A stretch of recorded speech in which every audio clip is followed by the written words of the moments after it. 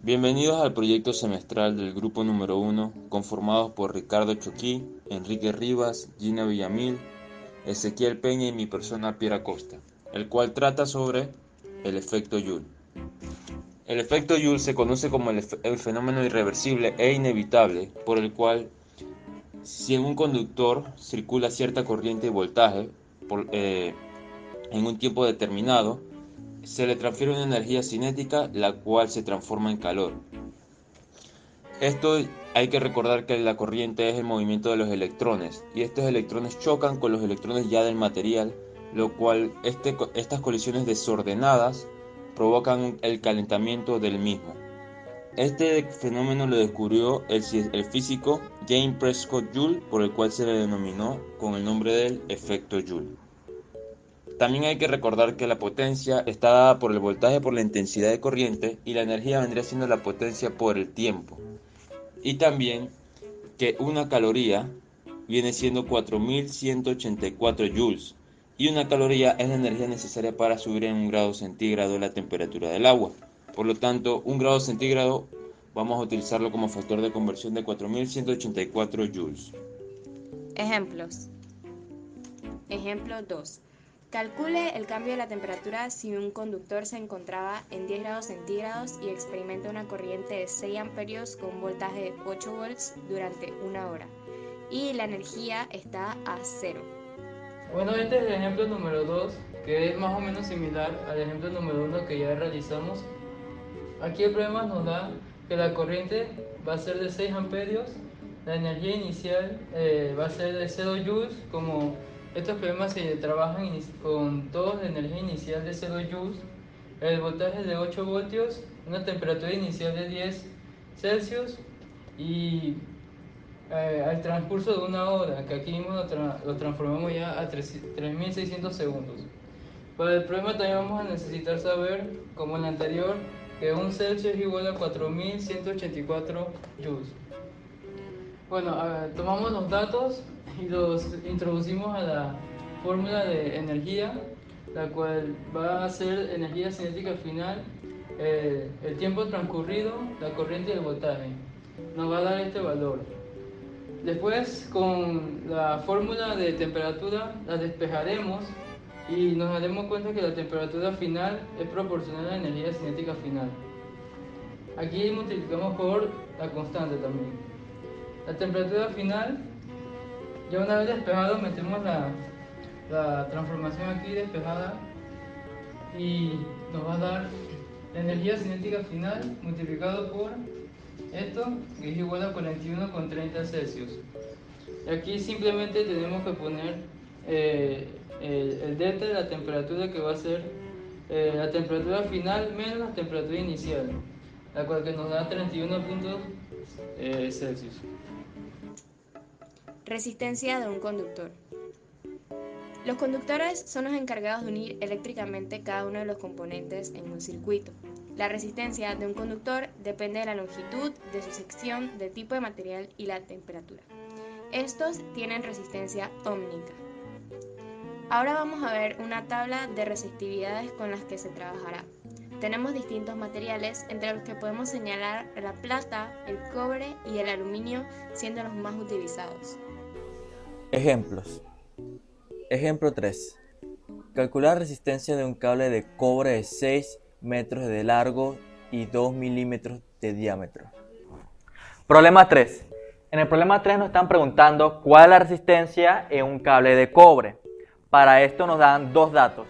Nos dan la longitud, que son 6 metros, y también nos están dando el diámetro, que nos dan 2 milímetros. Adicionalmente, para poder calcular este tipo de problemas, nos tienen que decir si la temperatura es constante o si está variando, ya que el problema variará dependiendo de que nos digan. En este caso, la temperatura que nos da es constante y en este caso son a 20 grados Celsius.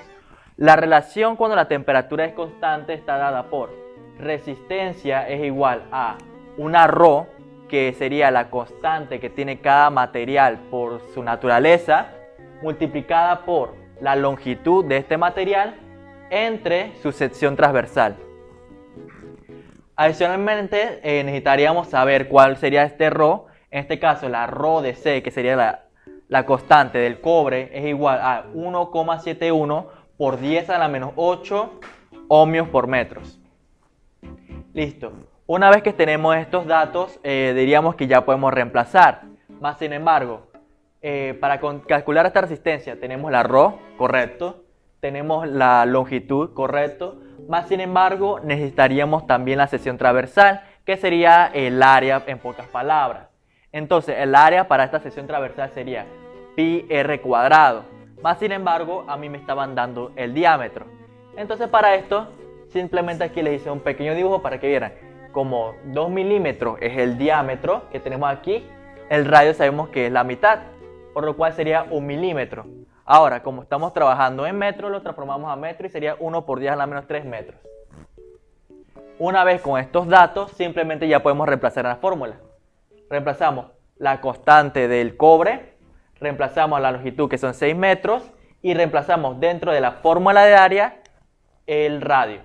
Una vez que realizamos estos cálculos en metros cuadrados, se dan con metros cuadrados y simplemente me quedan los ohmios de la resistencia, dándome un resultado de 32.66 por 10 a la menos 3 ohmios.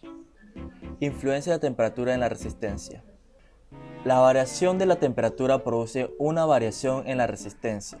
En la mayoría de los metales, aumenta su resistencia al aumentar la temperatura. En el caso de los superconductores, la resistencia llega a desaparecer cuando la temperatura es lo suficientemente baja, donde R sub 0, resistencia de referencia a la temperatura, alfa es el coeficiente de temperatura para el cobre y delta T es el cambio de temperatura a la cual se conoce la resistencia. Ejemplos. Ejemplo 4. Calcule la resistencia final del cable anterior si tiene un cambio de temperatura de 21 grados. Problema número 4. Debemos tomar en cuenta la resistencia del cable de cobre anterior, la cual nos dio 32.66 miliohms. Sabemos que la temperatura inicial de esta resistencia fue tomada a 20 grados y ahora nos dice que el cambio de temperatura debe ser de 21 grados centígrados. Por lo tanto hay que tomar el coeficiente de deformación lineal térmica del cobre, que viene siendo por promedio en las tablas dadas por el BIR 17.1 por 10 a la menos 6, 1 sobre grados centígrados es la magnitud del mismo. Por lo tanto, la fórmula de resistencia nos viene dando resistencia final por 1 más la constante lineal de deformación térmica por el cambio de temperatura del material. Reemplazamos la resistencia anterior y los valores y nos da que la resistencia es de 32.67 miliohms. ¿Qué nos quiere decir esto? Que el cobre es un material bastante óptimo para realizar conductores, el cual por deformación térmica su resistencia no cambia tanto.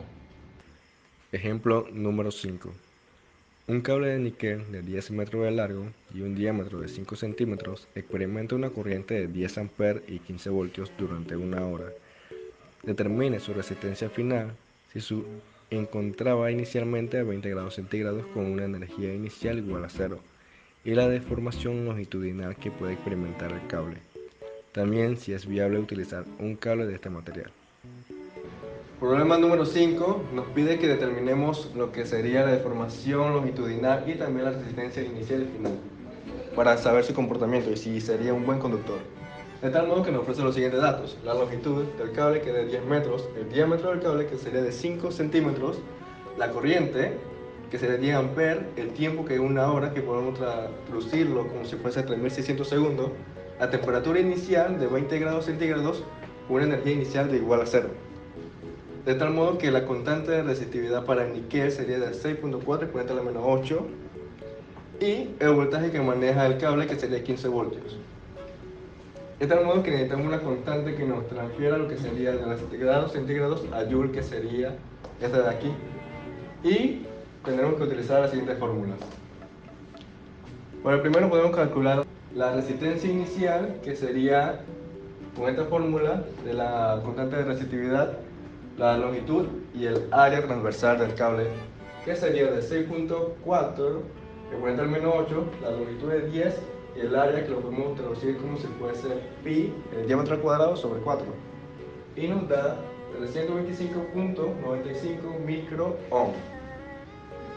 Lo siguiente que hay que determinar sería la energía final que se maneja en el cable, que podemos utilizarlo como si fuese la potencia por el tiempo, sabiendo que la potencia sería el voltaje por la corriente. De tal modo que tenemos todos los datos y nos da el resultado de 540 kilojoules. Lo siguiente que hay que encontrar sería la temperatura final, conocido también lo que sería la temperatura inicial, ya que necesitaríamos lo que sería la diferencia de temperatura que ocurrió en una hora. La temperatura final viene dada como la energía final y podemos utilizar la constante, que sería esta, en grados centígrados sobre 4184. Y nos da que la temperatura final fue de 129.06 grados centígrados. De tal modo que podemos calcular la diferencia de temperatura, que vendría dado por la temperatura final menos la temperatura inicial, que era de 20 grados centígrados, y nos da que la temperatura ha aumentado mucho. De tal modo que ya podemos proseguir a encontrar lo que sería la resistencia final que ocurrió en una hora con la siguiente fórmula, que sería la resistencia inicial multiplicado por 1 más la constante y la diferencia de temperatura, que sería lo siguiente de aquí. Y nos da que la resistencia final es de 324.41 microohms. De tal modo que nos podemos percatar que la resistencia inicial y la resistencia final no ha variado mucho, el cambio es muy poco. De tal modo que se podría decir que es un buen conductor, pero necesitamos analizar un punto más, que sería la deformación longitudinal debido a la temperatura, que se calcula por la longitud del cable, una constante y la diferencia de temperatura. Y nos da que es de 14.18 milímetros. Esto se debe más a lo que sería la temperatura, el cambio de temperatura que ocurrió por ser tan alto, de tal modo que no es recomendable que se utilice conductores de este material, que es níquel. ¿Cómo se puede reducir el efecto Joule?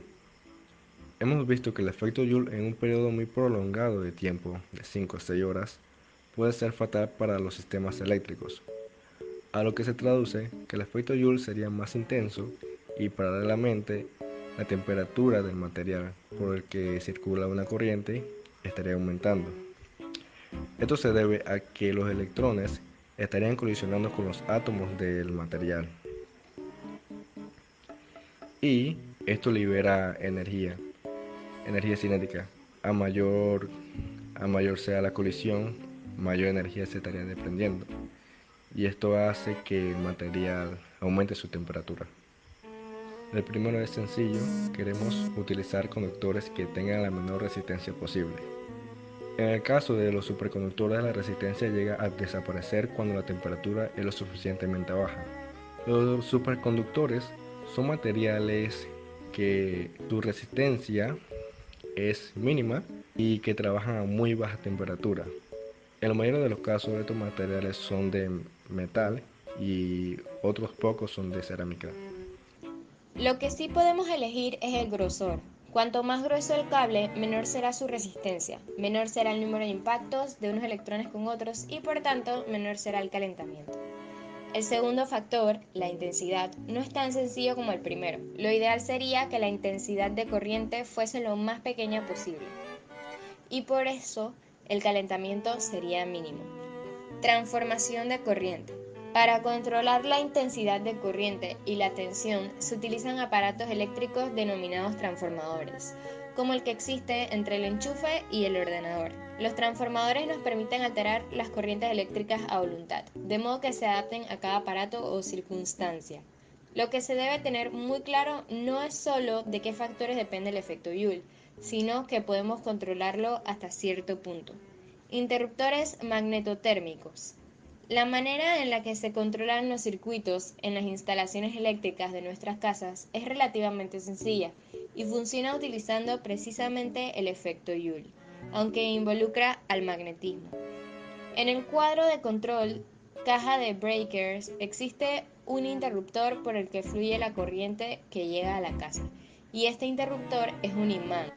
Este imán se mantiene pegado al otro lado del circuito debido al magnetismo, ya que un muelle tiende a separarlo del otro trozo de metal. Si no fuera un imán, este se despegaría, la corriente dejaría de fluir y no habría electrones moviéndose por el circuito de la casa.